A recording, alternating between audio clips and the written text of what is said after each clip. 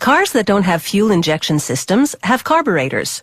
They're an integral part of the engine that mixes air and fuel in specific proportions, vaporizes them, then sends the mixture to the intake manifold.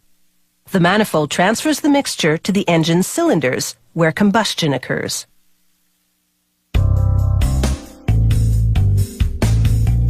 Filtered air enters the carburetor and mixes with fuel.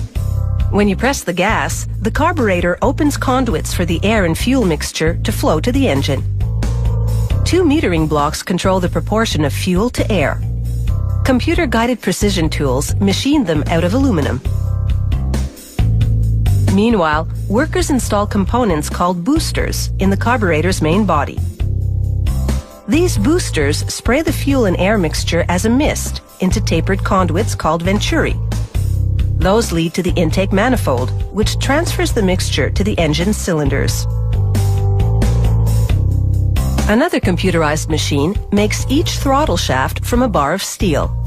These shafts turn when you press on the gas, pivoting the butterfly discs that open those conduits to the intake manifold. The tooling machine bores screw holes for attaching the butterflies and carves grooves to prevent fuel from leaking out.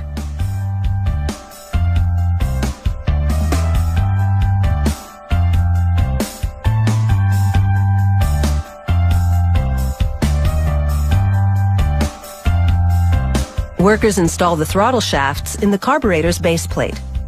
One side of this plate will bolt to the main body, the other to the intake manifold. The butterflies are made of aluminum, steel, or brass, depending on the carburetor model.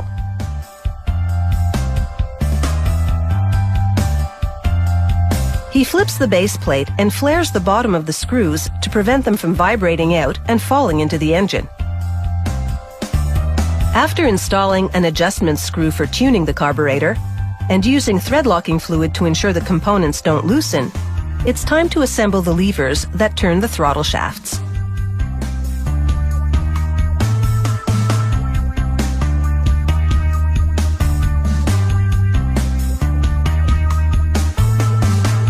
A washer and a cotter pin hold it all together.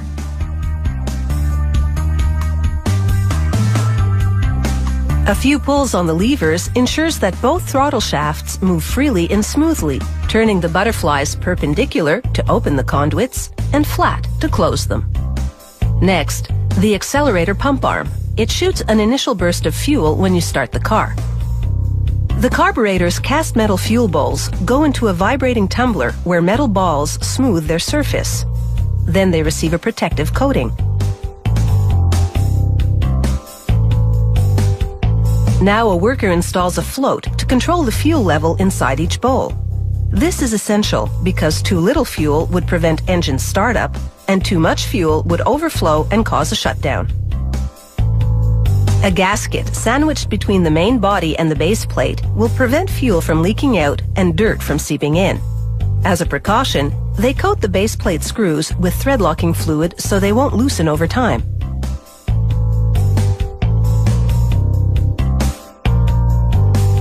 Now the base plate that contains the throttle shafts and butterflies is connected to the main body that contains the boosters.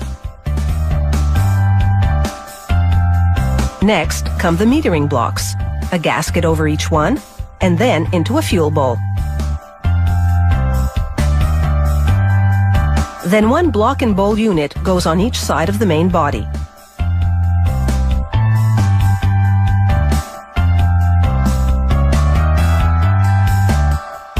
Just one final adjustment to the accelerator pump lever and arm, and the carburetor is finished.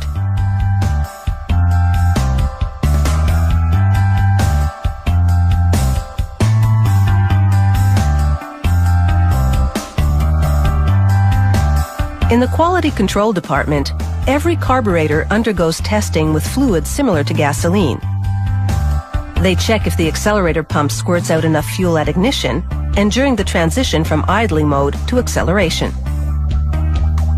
Then, once everything's running at regular speed, they measure the amount of fluid the boosters spray per hour. Once they've passed quality control, these carburetors will really be able to rev you up.